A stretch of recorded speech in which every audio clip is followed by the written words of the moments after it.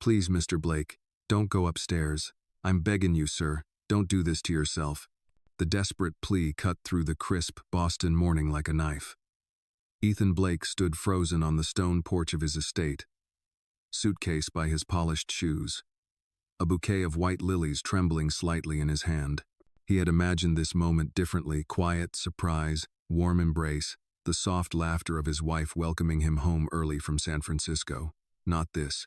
And there, framed in the doorway like a desperate sentinel, stood Maya William, his maid of 3 years, her eyes wet, voice trembling. Maya William stood in the doorway, barefoot, trembling. There was fear in her eyes, not nervousness, not anxiety, fear, raw and shaking. Her breath came sharp and uneven, like she had run across the entire property to intercept him. "Maya?" he said, stunned. "What on earth?" "Please," she cut in, voice cracking. "Don't go in. Not right now. Just give me a minute, sir. Just 1 minute." Ethan blinked. The lilies rustled as he shifted his weight. "I just flew in from San Francisco," he said, tone still calm but now firm. "It's 6:30 in the morning. Why are you answering the door like this? Where's Lila?" Maya flinched at the name. "She's upstairs," she whispered.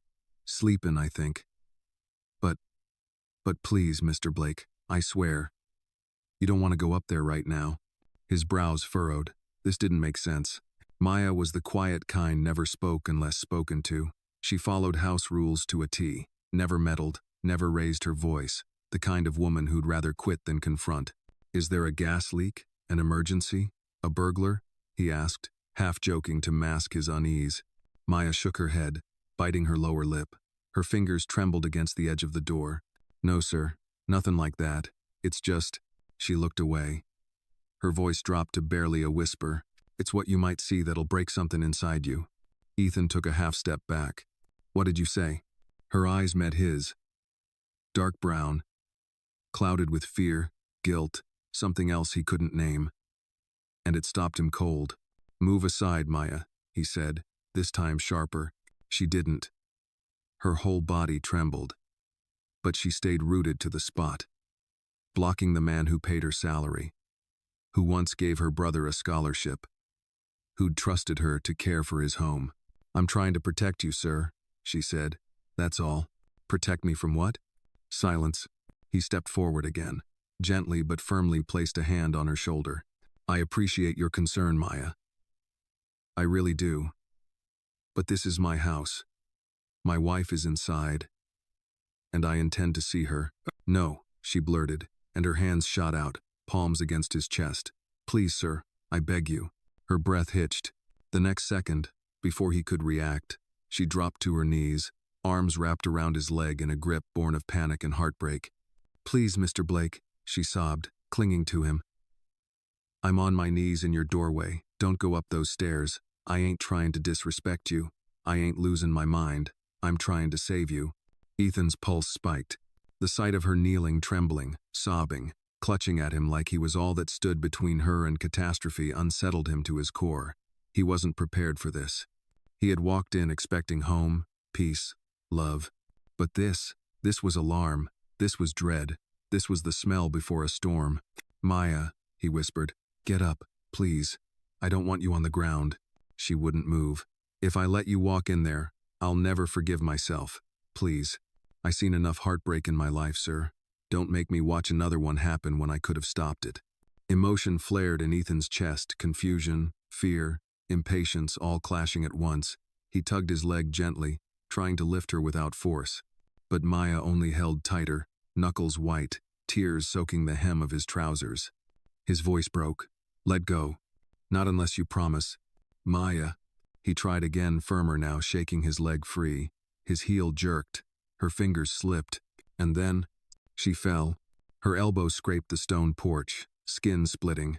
A thin line of blood appeared. She gasped softly, pain flashing across her face. Ethan froze. The lilies trembled in his hand. Horror washed over him. "Maya." His voice shook. I wasn't. Are you hurt?" She sat up slowly, wiping tears with the back of her sleeve, smearing blood faintly across her wrist without noticing. "It's okay," she whispered shakily. "Hurt ain't new to me. but it don't compare to what's waiting for you up there." He stared at her, at the blood, at the tears, at the devotion in her pleading eyes, and something in him buckled. "What are you trying to tell me?" he demanded, voice trembling now, not angry but afraid. Maya's gaze dropped. Her voice cracked open like a wound. "I can't say it. If I do, she'll ruin me." "Lila?" Ethan whispered. Her silence was louder than a scream. Maya's hands shook as she tried to stand, steadying herself on the doorframe. "Mr. Blake," she breathed, voice tiny now, beaten. "You walk up them stairs right now. You won't ever be the same man coming back down." He didn't speak, didn't blink. Something inside him began to crumble, gut instinct turning to dread, like freezing water filling his veins. He stepped past her not with anger, but with the stiff, mechanical movements of a man about to face a truth his soul already knew. The house was too quiet. The vanilla-scented candles still burned faint from last night. His wedding photo smiled down at him from the wall, the one where he and Lila twirled under fairy lights in a vineyard in Napa. Believing forever was easy. He walked the hallway. Maya followed several paces behind, one hand pressed to her bleeding elbow, tears falling silently now. Her breath barely made a sound. Ethan stopped at the foot of the stairs. "You still don't want me to go up?" Her answer came soft, broken, full of dread. "No, sir. I ain't ever wanted something less." He climbed. The lilies slipped from his fingers as he reached the bedroom door. He pushed it open, and the world fell apart. His wife was there, tangled with another man, the man who had stood beside him at his wedding. His breath left him in one brutal blow. "Lila." But his voice vanished. His vision blurred. A crushing weight seized his chest. And then, everything went dark. Behind him, Maya screamed. Maya's scream shattered the stillness of the morning. It wasn't just a sound, it was the kind of raw, aching cry that comes from witnessing a life splitting open. She stumbled into the room, breath ragged, hand trembling over her bleeding elbow as she dropped to her knees beside Ethan's fallen body. "Sir Mr. Blake, oh Lord, please." Her voice shook as she lifted his shoulders, her palms trembling against his suit jacket. "Please open your eyes. Please don't leave like this." The other man, shirt half on, still fumbling, pale with guilt, backed against the wall. His voice cracked like cheap glass. He fainted?" "You hush," Maya snapped through tears, her voice suddenly fierce. "You don't speak a word, not after what you did in this house." He stammered again, but she didn't look at him. Her world was narrowed to the man in her arms, Ethan, limp, his face draining of color. She could feel the shallow rise and fall of his chest, faint, unsteady, fragile, like a candle in a storm. "Mr. Blake, please," she whispered, pressing her cheek to his chest for just a second, making sure. "Jesus, don't take him like this." Down the hall, a bedroom door creaked. Lila appeared, wrapped in a sheet, hair a tangle of luxury falling over her bare shoulders. Her expression was not shock, it was calculation wearing a thin coat of panic. "Maya, what?" Her voice halted as she saw Ethan on the floor. "Oh my God." Maya's head snapped up, eyes burning. "You stay right there, ma'am." That single word, ma'am, landed heavy. No respect in it, just truth. Lila took a trembling step forward. Ethan, baby, don't you touch him," Maya hissed, clutching his hand like a lifeline. "You done enough." For a moment the world seemed to hum with silence. The morning light streamed in, soft and golden, painting a scene so heartbreakingly still it might have been a painting of betrayal frozen in time. A perfect home, a broken man, and the two women kneeling in the wake of his collapse, one guilty, one pleading to God. Maya pulled her phone with shaking fingers and dialed with the speed of someone who had done this before, who had learned emergency numbers before she learned how to sign her own name in cursive. 911, she gasped. "It's my employer, he collapsed. Please send paramedics. Fast, he ain't breathing right." Her voice cracked, but she held firm. She pressed one hand against Ethan's chest like she could keep his heart beating through sheer will. When she hung up, she leaned close, whispering, "Sir, don't you go. You hear me?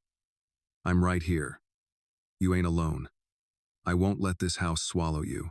The man who had been hiding in shame finally moved. "I should go."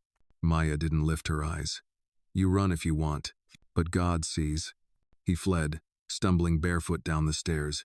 Lila reached to touch Ethan's face. Maya blocked her hand mid-air without even looking. "You ain't got the right." Lila's voice trembled now, breaking. "I didn't mean for this to happen. I swear." "You swear?" Maya's laugh was a harsh, broken whisper. "I swear you meant every minute." Downstairs, the front door opened. The driver, alarmed by Maya's earlier frantic call, rushed in. "Mr. Blake?" "No." Maya looked up, tears streaking her face. "Help me get him up. We ain't waitin'. He need a doctor now." Together, they lifted Ethan carefully. And Maya guided every motion like she was holding the world's last fragile thing. Lila hovered behind like a ghost, afraid of the Sunday. As they carried him out, Maya glanced once at the stairs, those same stairs she'd tried so hard to block. If she had thrown herself at the door harder, screamed louder, broken every rule she'd lived by, would it have stopped this? The crisp autumn air slapped her skin as they reached the driveway. The leaves rustled overhead. The world outside had the audacity to keep turning. In the back seat of the sleek black SUV, Maya sat with Ethan cradled against her shoulder, hands pressed to his chest to feel every faint rise and fall. She whispered prayers between sobs, not fancy ones, just the kind she'd heard her mama whisper over tired bones and hungry nights. "Don't leave, sir. Don't you let heartbreak take you. You got too much left to build." Lila leaned forward.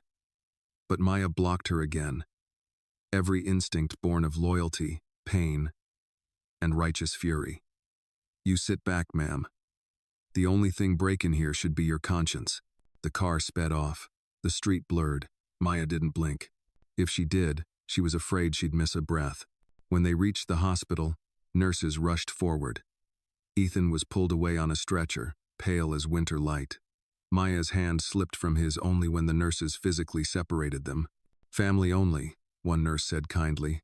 Maya's voice trembled. "Ain't no one in this world care for that man more'n me right now." But she stepped back, because rules were rules, and she had lived a lifetime obeying them. Still, she didn't leave. She planted herself in a plastic chair in the waiting area, bloody elbow resting against her hoodie, hands gripping the hem so tight her knuckles whitened. Lila sat far away, silent, shaking. Maya stared at the floor and whispered into her palms, "Lord, don't let this be the end of him. Good men don't fall easy. Don't let heartbreak strike him down when he ain't done yet." Minutes passed like hours until finally, a nurse stepped out. "He's breathing. Stable for now." "Oh." Maya's breath collapsed in relief. Lila let out a strangled sob. Maya didn't look at her. She clasped her hands together and lowered her head, whispering, "Thank you." Because though her heart was bruised and her elbow burned, there was breath in Ethan Blake's chest. And where there was breath, there was still time for justice. If this story moved you, hit that like button and tell us where you're watching from. Someone nearby might be watching with you.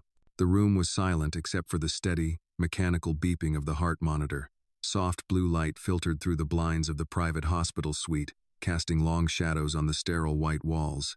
Ethan Blake lay still, a tangle of tubes and wires extending from his wrist and chest. His face was pale, drawn tight with the kind of pain that runs deeper than the body can explain.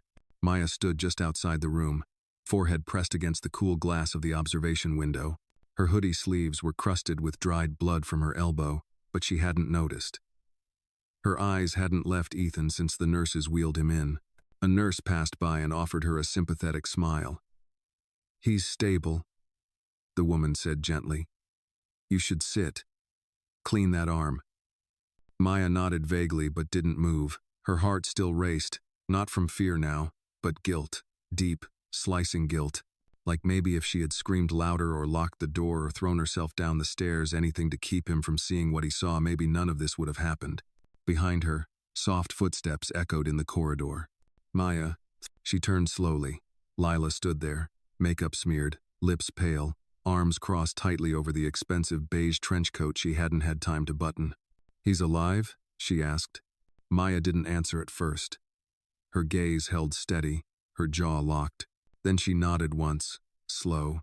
Lila sighed in visible relief and reached for the doorknob. Maya stepped in front of it. "I wouldn't," she said softly. "I'm his wife." Maya's tone didn't change. "Then act like it."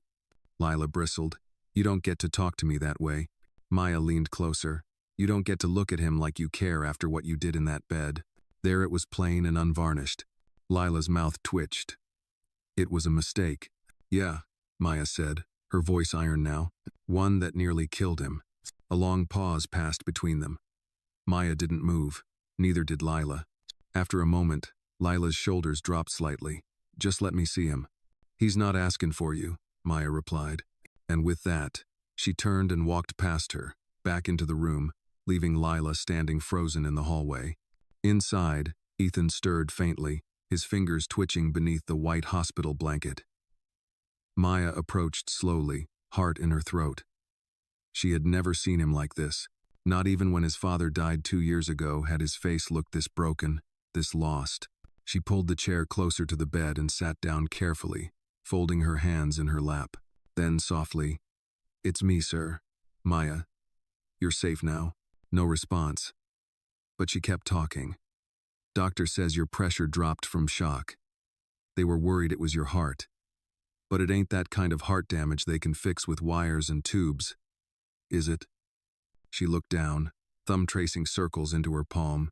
"I'm sorry, sir. I'm real sorry I couldn't stop you in time." The monitor beeped steadily, indifferent. "You know, when I was 16, my uncle collapsed from heartbreak. Real talk. My aunt left him, took the house, the kids. The truck left nothing but a note.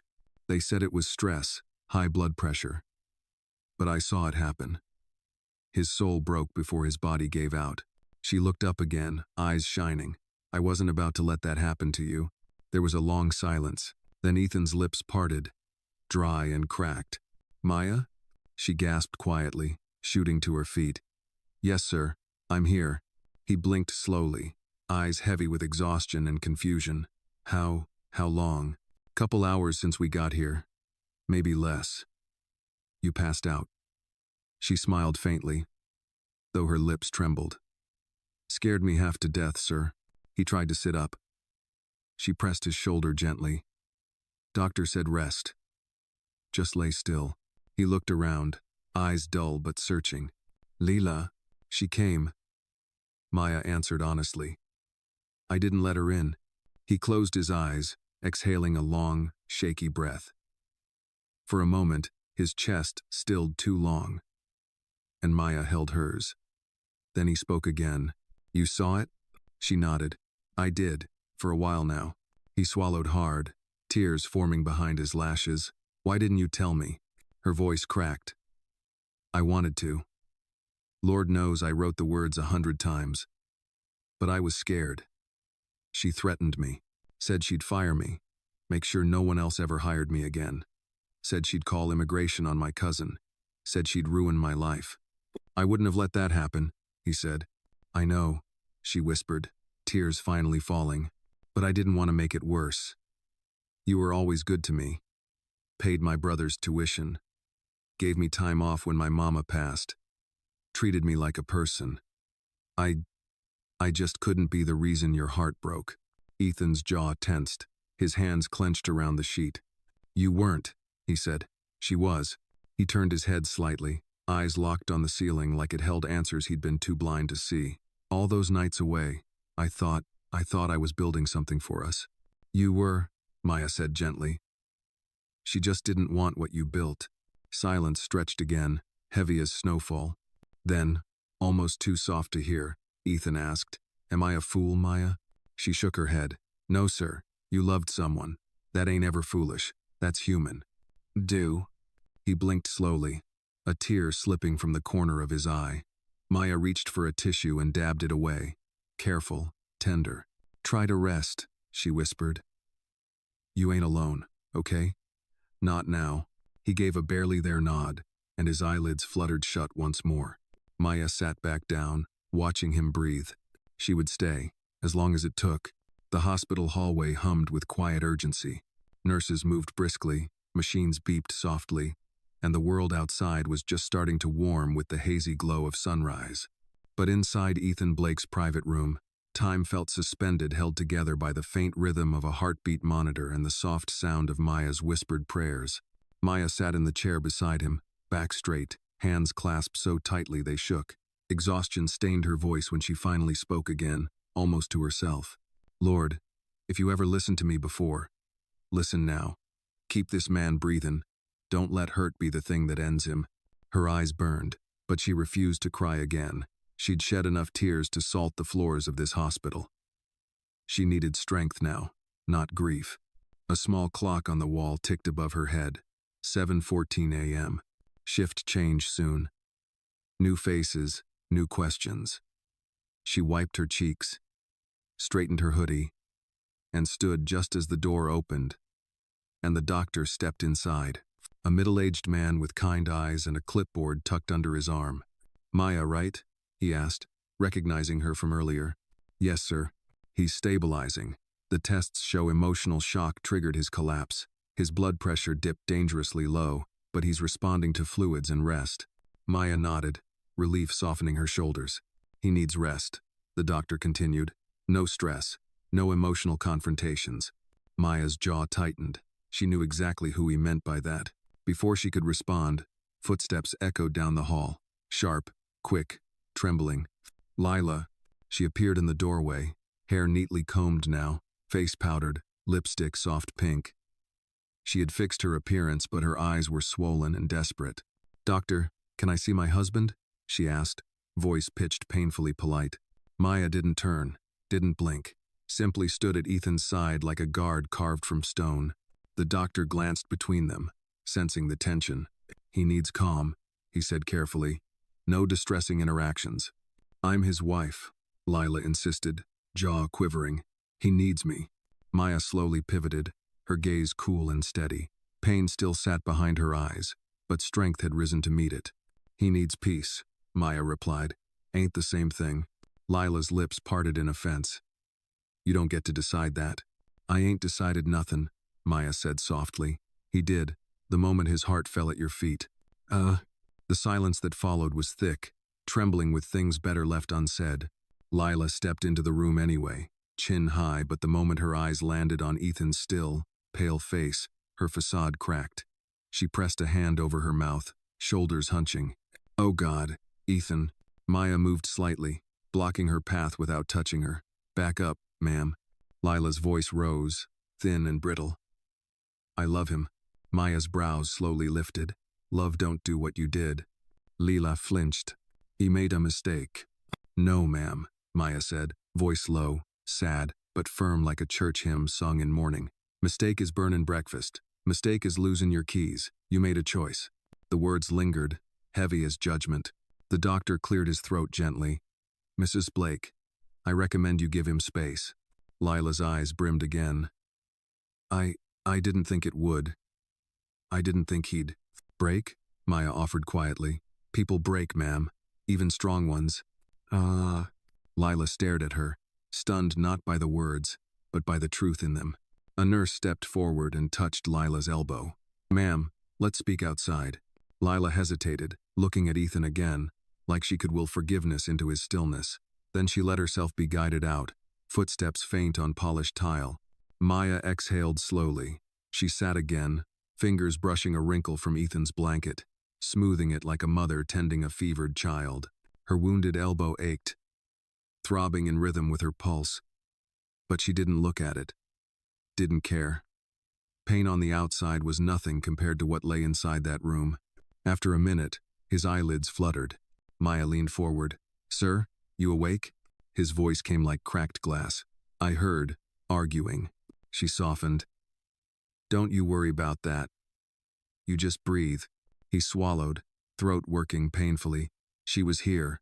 "Yes, sir, but she gone now." "No." He stared at the ceiling, eyes glistening not with tears this time, but something older, heavier. The grief of a man whose world had been built on trust, only to discover its foundation was sand. "She said she loved me," he whispered, almost to himself.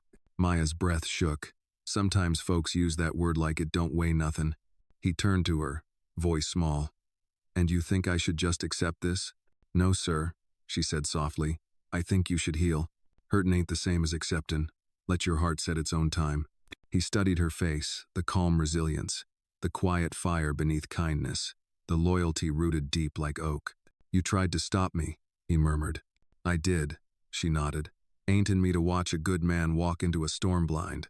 His eyes closed, His breathing steadied. After a moment, he spoke again. Stay. There was no command in the word. It was a request, a whisper from someone stripped bare. Maya swallowed hard. Ain't going nowhere.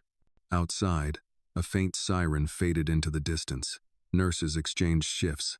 The world moved on. Inside, Maya sat vigil, and the soft hum of machines wove a fragile cocoon around them. For the first time since dawn, Ethan slept without trembling. For the first time in her life, Maya felt the weight of fate settle around her shoulders not as burden, but as calling. She whispered, like a vow, I won't let the world break you, sir. Not while I still got breath. And in the quiet of that hospital morning, it felt less like a promise, and more like the beginning of a battle. The sun climbed slowly above the Boston skyline, bathing the hospital in warm, golden light that felt cruel in its indifference. In the room where Ethan Blake lay resting, the air had taken on a different weight, thick, still, reverent. Grief lived here, but so did something else. Something slower, quieter. Maya hadn't moved in hours. She sat upright in the cushioned chair beside Ethan's bed, her hands resting on her lap, one still lightly bandaged where her elbow had split open on the porch. The nurses had offered to redress it. She'd refused. She would let it sting, let it remind her of what loyalty had cost her that morning. Ethan stirred. Maya leaned in immediately. Sir? His eyelids fluttered, brows pulling together. Still here? He rasped. She smiled softly. Told you I would be. My stot. He exhaled, eyes moving slowly around the room. This isn't a dream, is it? No, sir, she said gently. This here's the part after. Ethan blinked a few times, letting the words settle. Then he turned his gaze toward the window. How long have I been asleep? Since just before sunrise. About 4 hours, give or take. He nodded faintly, the movement barely more than a twitch. Doctor say if I'll be all right? Maya hesitated, then answered truthfully. He said your heart's strong, but shock like that don't leave easy. Ethan didn't respond right away. His face was calm now, but not peaceful. It was the stillness of someone who had walked through fire and hadn't yet counted his burns. She stood and picked up the pitcher of water from the bedside table, pouring him a glass. You thirsty? He nodded. She helped him sip slowly, her hand steady beneath his. When he finished, he leaned back into the pillows, exhausted by the small effort. Thank you, he said softly. Maya sat again. Do you want to talk about it? She asked after a pause. He stared at the ceiling. No, but I need to. Maya gave a small nod. Ethan swallowed, his voice dry. You were right. About everything. Maya didn't answer. I should have seen it. The signs were there. The distance. The coldness. The way she smiled without reaching her eyes anymore. He closed his own eyes briefly, as if trying to remember the face he used to come home to. I thought if I kept building this company, if I kept making life easier, it would be enough. It should have been, Maya said. His voice cracked. It wasn't. He looked over at her then, really looked. How long have you known? Maya hesitated, then answered. About a year. First time. She said it was her cousin. I didn't believe it, but I didn't say nothing. Then it kept happening. Same man sometimes, different others, always when you were away. No. Ethan's hands clenched slightly on the blanket. She threatened you? Maya nodded. Said she'd fire me. Said she'd make sure I never worked again. I got family. Sir. A brother in college. A cousin staying with me. I couldn't lose the job. He stared ahead, jaw tight. I would have protected you. I know, she whispered.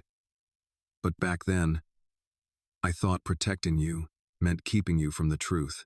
A beat of silence passed between them. You tried to warn me. I did, she said softly, but I failed. Ethan turned his head.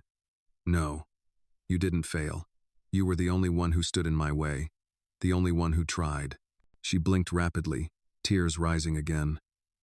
I wish I could have done more. You did more than anyone ever has, he said. His voice was raw now, quiet but sure. You didn't just serve in my house. You watched over it, over me. Maya wiped a tear from her cheek and tried to smile. Wasn't just a job to me, sir. I know. He let the silence return. It was a comfortable silence this time, thick with shared understanding, the kind that settles between people who've walked through fire together. After a moment, Maya stood and adjusted the blanket over his legs. "I should let you rest." But as she turned to leave, Ethan reached out. His fingers brushed her hand. "Stay." She paused. "I don't want to be alone right now," he said. "Not with all that in my head." Maya looked down at his hand, then at his face. For a moment, the distance between boss and employee dissolved. What remained were two souls tethered by a moment neither of them could ever forget. She nodded slowly and sat back down. "Would it be all right if I talk a little?" she asked. "About something else, just to pass the time." Ethan's eyes closed again. "Please." So she did. She told him about her brother's first day in college, how nervous he was but how proud their mother would have been. She told him about her cousin from Mississippi who kept sending her photos of new church hats every Sunday like it was Fashion Week. She even told him about the sweet old lady who lived across the hall in her apartment building and baked too much cornbread every week, leaving some at Maya's door without fail. As she spoke, his breathing slowed. His brow relaxed. And Maya, for the first time that day, felt the heaviness in her chest loosen just enough to let her breathe. She didn't realize she had begun humming until the nurse walked by and smiled into the room. "I used to sing that to my baby," Maya said softly, "back before life got too loud." Ethan didn't answer. He was asleep, but his face, for the first time since the fall, looked peaceful. Maya sat back, eyes never leaving him, her voice a whisper. "I'll be right here, sir. I'll stay until the end, or until you tell me to go." Mel. The sun was well over the Boston skyline when Maya stepped out of Ethan's room for the first time in almost 6 hours. Her legs were stiff, her body sore, but the ache in her chest had dulled to a manageable throb, something closer to fatigue than grief. She made her way down the corridor to the hospital cafe, ignoring the curious stares from nurses and visitors. The dried blood on her hoodie sleeve was now dark, nearly brown, and her hair had come loose from its wrap. She looked like someone who'd survived a storm, and she had. Inside the cafe, she ordered a cup of black coffee, not because she liked it, but because it was hot and cheap, and reminded her of the long shifts she used to work back in New Orleans before Boston, before the Blakes, before trust meant anything more than a paycheck. She sat near the window, eyes unfocused, watching the city breathe below. Buses wheezed, horns honked, people moved like nothing in the world had cracked open this morning. Maya closed her eyes for a moment. She didn't expect to hear the voice behind her. "Maya?" Her spine stiffened. She turned slowly. Lila, standing there, too put together for someone who had nearly destroyed a man just hours ago. Her cream coat was flawless, hair brushed and shining, sunglasses perched atop her head like she was auditioning grief rather than living it. "I saw the nurse. She said you were here," Lila said, voice calm, almost gentle. Maya didn't respond. Lila sat across from her without being asked. "He's awake?" Maya nodded once. "Restin'." Silence stretched between them like a tightrope. "I know what you think of me," Lila said finally, voice low. "I know what everyone must think." "You care what people think?" Maya replied, tone steady. "Didn't seem like it when you let him fall." Lila winced. "I didn't plan for this. I didn't mean to hurt him." "No." Maya leaned forward, eyes locked on hers. "You planned every lie you told. Every time you opened that door to a man who wasn't your husband. Every smile. Every whisper. You meant every one of those. Don't come here talking about what you didn't mean." Leela's voice faltered. "You don't understand." "I understand exactly," Maya said sharply. "I understand you had a man who built a life for you, who worked himself raw trying to make you proud, and instead of standing beside him, you sold his love for moments that didn't mean nothing. You ain't here for him. You're here because you lost the last person who believed you were more than the lies you told." Lila's eyes welled with tears, but they didn't fall. "I made a mistake." "No, ma'am," Maya whispered, just as she had in Ethan's hospital room. "You made a choice." Lila sat in stunned silence, her fingers fumbling with the strap of her designer purse. "I want to talk to him," she said after a moment. "Don't think he want that," Maya said. "And even if he did, now ain't the time." Leela's expression hardened. "He's my husband." Maya stood, coffee in hand. "And he almost died because of you." She left before Lila could say another word. Back in the room, Ethan was sitting up slowly, a nurse adjusting his pillow behind him. "You're back," he said, voice still weak. Maya smiled. "Wasn't far. Mo. You all right?" "I'm not the one hooked up to a machine," she said lightly, then softened. "But yes, I'm all right." He looked at her, gaze full of something quiet and unreadable. She was here, wasn't she? Maya hesitated, then nodded, tried to talk. I told her no. Ethan's jaw flexed. "Good. She said she wants to explain," Maya added. He turned his face toward the window, a long silence stretching between them. "You ever see something you believed in just vanish?" he asked. "Like 1 second it's real, and the next it's smoke." Maya nodded slowly. "Every child that's ever lost a parent knows that feeling. So do most folks who ever loved someone who didn't love them back." Ethan's voice grew tight. "It hurts. I know it does. I don't know how to hate her," he confessed. "I want to. I should. But I just feel empty." Maya stepped closer. "Hate don't heal nothin'. All it does is burn you twice." He looked at her, the corners of his mouth twitching slightly. "You got a lot of wisdom for someone under 30. She shrugged. "Life don't wait to teach, sir. It just throws you in." He chuckled softly, then winced as the motion pulled at something in his chest. Maya reached for the cup of water and helped him take a sip. "I don't know what happens next," he said after a while. "You don't have to," Maya replied. "You just gotta get through the next hour, then the next, then tomorrow." He leaned his head back against the pillows. "You ever lose someone who wasn't dead?" he asked. Maya didn't answer right away. Then she sat down beside him again and said, "My daddy walked out when I was 9. Left mama to raise 3 kids on her own. No note, no goodbye. Just gone. And for years I prayed he'd come back. Hated him for leaving, then hated myself for still hoping he might." She looked down at her hands. "But hope don't die easy. It just gets quieter." Ethan stared at her, eyes glassy.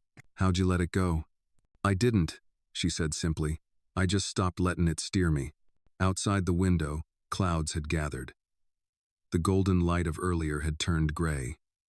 The kind of gray that tells you rain is coming. But not just yet. "I'm gonna have to go home soon," Ethan said. Maya's expression didn't change. "You don't have to rush. Ain't no law says a man's gotta go back to the place that broke him before he's ready." He gave a small smile. "Feels strange thinking of that house like that." "It ain't the walls, sir," she said gently. "It's what happened inside 'em." He was quiet for a moment. Then he said, "When I do go back, I'd like you there." Maya blinked. "Me?" "Yes. Not as help, not as staff. As someone I trust. Someone who'll tell me the truth even when it hurts." Her voice caught. "That what you want?" "I don't know what I want," he admitted. "But I know who I trust now. And it's a short list." She nodded, heart swelling with something she didn't dare name. "I'll be there," she said, "long as you need." As the machines hummed and the rain began to whisper against the glass, Ethan closed his eyes. Not in pain, but in something close to peace. The rain had come softly during the night, and by morning, it blanketed the city in a pale gray mist. Outside Ethan's hospital room window, droplets slid slowly down the glass, tracing quiet patterns like the thoughts that wandered across his mind. He had been awake since just after dawn, but he hadn't spoken. Not even when the nurse came in to check his vitals or when the orderly rolled in breakfast he didn't touch. Maya sat in the corner, legs crossed at the ankle, arms folded loosely. She said nothing either. The silence between them wasn't uncomfortable. It was the kind of silence that grows between two people who have passed through fire together and no longer need to fill every space with sound. Finally, Ethan spoke.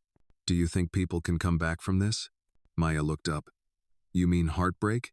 He nodded, his eyes still on the window. "Yeah, the kind that doesn't just bruise it, unbuilds you." She took a moment, choosing her words carefully. "I think some folks carry pain like bricks, stacking it up, building walls round their heart. Others, they carry it like wind, let it pass through, even if it shakes the house." Ethan's eyes shifted to her. "And what do you carry?" Maya gave a soft laugh. "Me? I carry it like shoes. Heavy ones. Can't take 'em off, but I learned to walk anyway." A flicker of something close to a smile touched the corner of his mouth. "That's poetic." She shrugged. "Ain't poetry. It's survival." They sat for another moment before Ethan stirred again, his voice lower this time. She told me once she hated silence, said it made her feel lonely. Maya said nothing, but now I realize it wasn't silence she hated. It was herself in it. Maya unfolded her arms and leaned forward. People run from silence, 'cause it holds a mirror. And most folks don't want to look too close. He nodded slowly. I wonder, he said, if I ever really knew her, or if I just loved the idea of her so hard I filled in the blanks myself. Maya didn't answer right away. She let the question settle. I think love's like paint, she said softly. You put it on a person and hope it sticks. But if they keep washing themselves in lies, no color gonna hold. Ethan exhaled. It wasn't quite a sigh, more like release, a quiet letting go of something that had been lodged deep in his chest. A knock came at the door. A nurse poked her head in, smiling. Mr. Blake, your doctor will be in soon. But there's someone in the lobby asking to see you. A woman. Says she's your wife. Ethan's entire body tensed. Maya stood without hesitation. Tell her he's not seeing anyone today. The nurse glanced at Ethan. He nodded.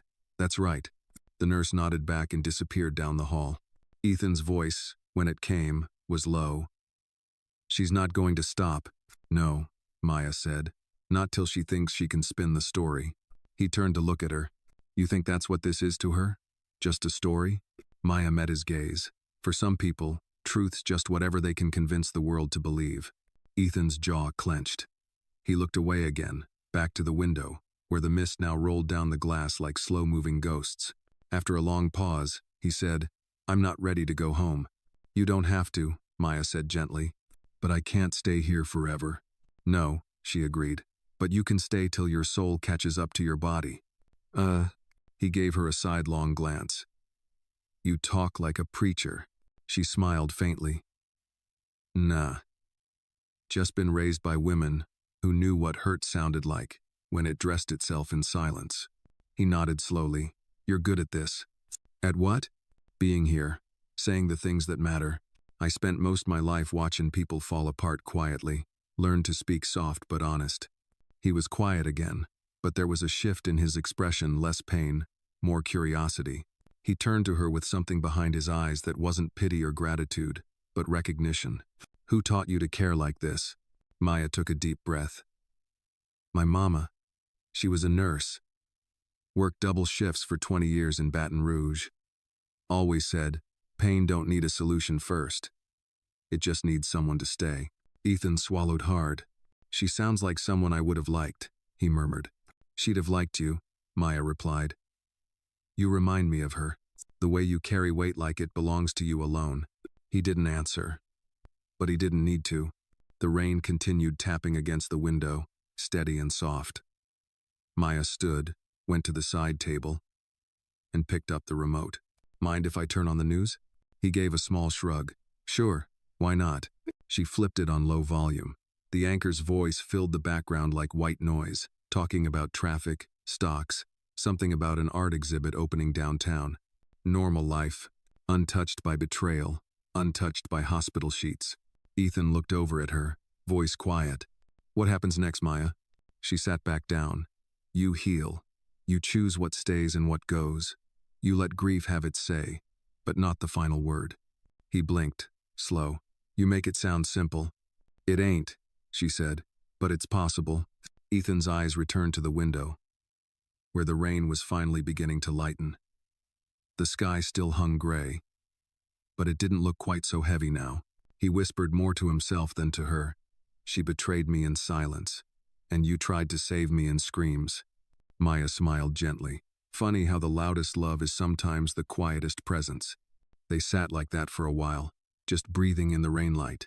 And for the first time since the fall, Ethan didn't feel like the house of his heart was entirely empty. The rain had stopped by afternoon, leaving the world slick and glistening. Outside the hospital window, sunlight peeked timidly through gray clouds, casting long shadows that danced across the tiled floor. Inside, the air was warmer, thicker, a mix of antiseptic and hushed breath, as if the entire building knew it was housing something fragile. Ethan sat propped against two pillows, a thin blanket over his legs. His skin was pale but no longer sickly. The color was beginning to return to his face, though his eyes still held the look of a man who had seen the truth too suddenly. Maya was by his side, folding a fresh blanket someone had left on the chair. "Do you remember?" he said quietly. "The day you first started working in the house?" Maya looked up, caught off guard by the question. She nodded slowly. "I do. It was spring. You had a client fly in from London, and the house was full of noise. Staff everywhere. You were quiet," Ethan said. "Didn't speak unless someone asked you something. I wasn't sure how long I'd last. Thought maybe I was too plain for a house that polished." He gave a weak smile. "You were the only one who didn't pretend." Maya raised a brow. "Sir, you didn't pretend to like anyone. You were polite, but you were real. Everyone else smiled like it was their job. You just did yours." Maya folded the blanket once more, smoothing the edge with care. "I didn't think anyone noticed." "I did," he said. "And Lila did too." She stilled. "She said you were the only one who made her nervous, because you saw too much." Maya didn't answer. Ethan turned toward her. "Was that true? Did you see it even back then?" Maya let the silence hang for a moment. Then she spoke. Soft and sure. "I didn't see everything, but I saw she was restless. Like she was always waiting for a world better than the one she already had." Ethan's throat tightened. "And I thought I was that world." "She made you feel that way," Maya said. "Some folks got a gift for making love feel like magic, till the trick's over." He looked down at his hands, resting still atop the sheet. "I feel like a fool." "No, sir," she said gently. "You feel like a man who loved honest. That ain't foolish. That's rare." He leaned back, exhaling slowly. "You know the worst part?" Maya shook her head. "I keep replaying every good moment we had, and wondering if she meant it, or if it was all just rehearsal for the lie." Maya's voice dropped. "Sometimes the lie needs a little truth to make it look right. Doesn't mean you imagined the good. Just means it wasn't all you thought it was." They fell quiet again, the television humming low in the background. A commercial for a luxury cruise flickered across the screen, full of laughter, champagne, sunsets. Ethan didn't look at it. He was watching the way the light fell across the floor. Then he said, "I don't think I can go back to that house." Maya met his eyes. "Not yet. Maybe not ever." She considered him. "You built that house, sir. Filled it with memories. Don't let her turn it into a place you fear." "It already is," he whispered. "Every corner reminds me of what I didn't see." Maya stood and walked slowly to the window. She looked out at the parking lot, at the reflection of the sky and the rain puddles. "You know what my mama used to say?" she asked, not turning around. "A house ain't a home until you take the hurt out of the walls." Ethan watched her, waiting. She said, "Sometimes you gotta walk the rooms again, speak truth where lies were told. Forgive what hurt you. Burn what fooled you. Then start again." He swallowed hard. "And if I can't forgive?" She turned her gaze steady. "Then you remember, and you live in spite of it." He didn't respond right away, but the tension in his shoulders lessened just a little. After a while, he said, "I saw her face when I fell. She didn't move, didn't even reach for me." Maya's voice was steady. "That's 'cause she wasn't holding love. She was holding fear of being found out." Ethan's breath caught. "I thought love was unconditional," he said. "It is," Maya replied, "but not unaccountable." He closed his eyes and leaned his head back, letting the weight of her words settle. Then, after a long moment, "Would you go back to that house with me?" She blinked. "Sir, just for a day," he said, "to open the windows, air it out, see what it feels like with new eyes." Maya studied him. He wasn't asking her to fix it. He wasn't asking her to stay forever. He was asking her to stand with him while he tried to reclaim what was lost. "I'll go," she said, "but only if you promise one thing." "No." "What's that?" "That you don't walk through that door pretending you ain't hurt." Ethan nodded, eyes shining. "Deal." Outside the window, the clouds began to break apart. A single shaft of sunlight stretched across the floor, warming the tiles. Maya looked down at it, then back at Ethan. "You ready to leave tomorrow?" "Not yet," he said. "But maybe soon." And for the first time since the morning his world collapsed, Ethan Blake let himself imagine that healing wasn't just a word people said to comfort the broken. It was a place, and he was finally on the road back to it. The sun rose behind the clouds like an old friend, unsure if it was still welcome. The morning was cooler than usual, crisp and quiet. As though the world itself knew a difficult step was about to be taken. Ethan stood at the hospital entrance in a navy peacoat, the collar turned up against the breeze. His body felt stronger now, but there was still a stiffness in his chest, not from the cold, but from anticipation. Maya arrived moments later, dressed simply in jeans and a soft cream sweater under a long beige coat. Her hair was pulled back, her face calm. In her hand, she held a thermos. "Coffee," she said, holding it out. Ethan took it with a small smile. "You think of everything." I try," she replied. They didn't say much as they got into the car. The driver was a quiet man with gray at his temples who greeted Ethan respectfully and nodded at Maya with quiet recognition. The car pulled out of the lot and eased into traffic. Ethan sat silently, his fingers tightening around the thermos, his gaze fixed on the road ahead. Maya glanced at him. "You sure you're ready?" "No," he said, "but I need to do it anyway." They drove past downtown, then into the more private neighborhoods where trees stood tall and old, and houses wore their wealth like tailored suits, elegant, quiet, powerful. When the gates to Ethan's estate came into view, his breath hitched. The last time he'd seen them, he'd been a man arriving home from a business trip. Now he was returning as someone else, someone altered.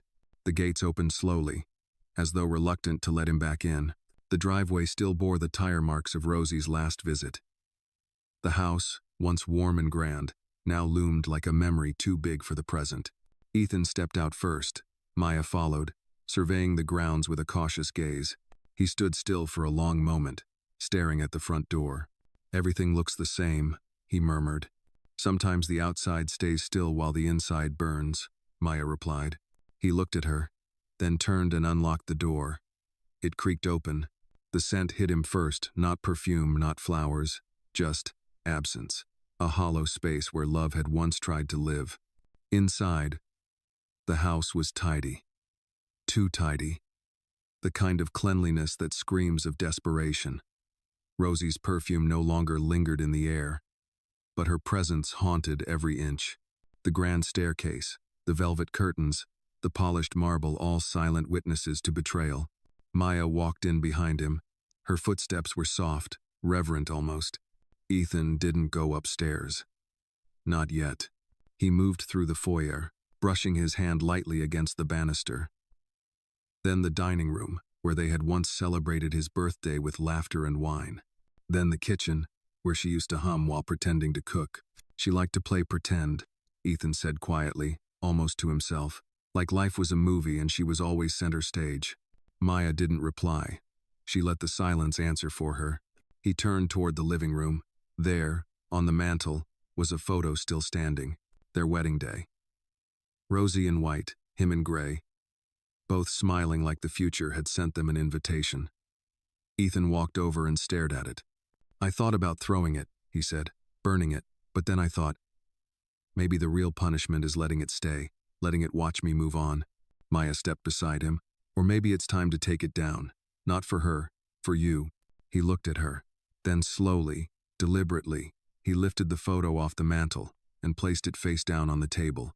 Small action, big shift.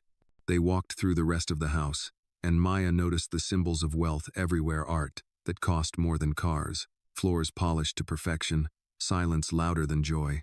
In the guest room, Ethan paused. "This was supposed to be the nursery," he said quietly. Maya's chest tightened. "You wanted children?" He nodded. "We both did. Or at least I thought we did. But she kept pushing it off, saying she wasn't ready. I see now.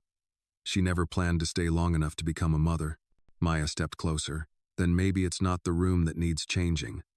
Maybe it's the meaning." Ethan looked around the room again, imagining something new, not what it was meant to be, but what it could become. They made their way to the stairs. Ethan hesitated at the bottom, his hands clenched at his sides. "You don't have to," Maya said softly. I do, he replied. Not for her, for me. Oh. He took the steps slowly, one at a time, as though each one weighed more than the last. Maya followed at a respectful distance. When they reached the bedroom door, Ethan paused, then pushed it open. The bed was made. The sheets were fresh. The space looked untouched. But in his mind, the memory replayed anyway, her head on another man's chest. The look in her eyes when she saw him standing there. Ethan stood still for a long moment. Then, quietly, he walked to the window and opened it wide. Cool air flooded the room, chasing away the ghosts. Maya came to stand by the door, watching him with care. I don't hate her, he said finally. That's okay, Maya said. Hate ain't the opposite of love. Indifference is. He turned, and their eyes met. I thought I needed answers, he said, but maybe I just needed to see it one last time, as it really was. Maya gave a small nod. He stepped away from the window, took one last look at the bed, and then walked out of the room, down the stairs, through the hall, out the front door. Maya followed him. At the foot of the steps, he stopped and turned to look at the house once more. I'm going to sell it. Maya was surprised, but she said nothing. He looked at her. You were right. This place holds too much of what broke me. I don't need it to heal. You've already started, she said. Ethan exhaled. For the first time, it felt like a clean breath. I don't know where I'll go yet, he said. Maya smiled gently. Sometimes you don't need a full map, just a first step. He looked at her. You're good at being a compass, he said. I just listen, she replied. Most folks already know the way. They just need someone to walk it with them a little. He nodded. As they got back into the car, Ethan glanced at the rearview mirror. The house behind him was still standing, but it no longer felt like a home or a prison. It was just a building, and he was finally ready to leave it behind. It was late afternoon by the time Ethan returned to the city. The air held that golden hue that only autumn could cast, making even the cracked sidewalks and honking traffic feel poetic in some small way. The SUV pulled into the underground garage of his high-rise penthouse. Maya stepped out first, instinctively checking her surroundings before Ethan emerged. You sure you want to do this today? She asked, her voice calm but laced with care. I have to, he said, adjusting his coat. If I wait any longer, I might change my mind. Maya didn't press. She followed him into the elevator, watching the city shrink below them as the numbers climbed. The ride was silent, except for the faint hum of the elevator cable and Ethan's uneven breathing. When the doors opened into his private lobby, the familiar scent of cedarwood greeted them. A housekeeper had been by. Everything was polished, neat, but untouched. Ethan made his way to his study while Maya waited in the living room, sinking into the large armchair near the window. He returned 10 minutes later, holding a thin manila envelope. It wasn't sealed yet. She looked up at him. That it? He nodded. Divorce papers. Final draft. All I have to do is sign and send. Maya hesitated. You want to be alone? No, he said surprisingly. I don't. He sat across from her, the envelope resting between his palms. His thumbs brushed its edge like he was trying to feel the weight of the decision in the paper. For years, I thought my greatest strength was building things, he said, voice low. I built companies, built homes, built a life, but I was wrong. Maya tilted her head slightly. Then what was it? He looked up, eyes steady. Endings. That's the real strength, knowing when to let go. She said nothing, just nodded. Ethan opened the envelope, took out the documents, and began reading through the pages again. A notary had already stamped the necessary sections. His lawyer had reviewed every clause. But the ink that mattered was his own. His pen hovered over the signature line. I keep waiting for it to feel right, he admitted. It won't, Maya said softly. But that don't mean it's wrong. He met her gaze. Her presence anchored him. No judgment, no rush, just truth. Then, with a quiet exhale, he signed. And just like that, the chapter closed, not with shouting or slammed doors, but a steady hand and an inked name. Maya let out a breath she hadn't realized she was holding. Ethan placed the signed papers back into the envelope and sealed it. I'll drop it off at the firm tomorrow morning. There was a long silence between them. Not uncomfortable, just full. Finally, he stood. You hungry? Maya blinked. What? Dinner. I'm starving. And I don't want to eat alone tonight. She smiled gently. All right, what you got in mind? Nothing fancy, just something real. They ordered takeout meatloaf, mashed potatoes, cornbread, the kind of meal that didn't try to impress but always filled you right. As they sat at the dining table, the city's lights twinkled beyond the windows. Halfway through dinner, Ethan leaned back in his chair. You know, I used to think vulnerability was weakness. Maya wiped her mouth with a napkin and gave him a knowing look. Let me guess. Now you think it's strength? He smirked. No, I think it's both. She chuckled. That's fair. You've been through things, he said. I see it in the way you carry silence. It's not empty, it's protective. Maya's smile faded slightly, replaced by something softer. We all carry something. Some of us just learn to do it quiet. He nodded. You ever think about leaving? Starting over? I did, she said, right before I met you. What stopped you? She paused. Someone showed me that being seen doesn't always mean being used. Sometimes, it just means being seen. That lingered in the air between them. Ethan pushed his plate away. I don't know what comes next. You don't have to, she said. Not tonight. They spent the rest of the evening sitting on the balcony.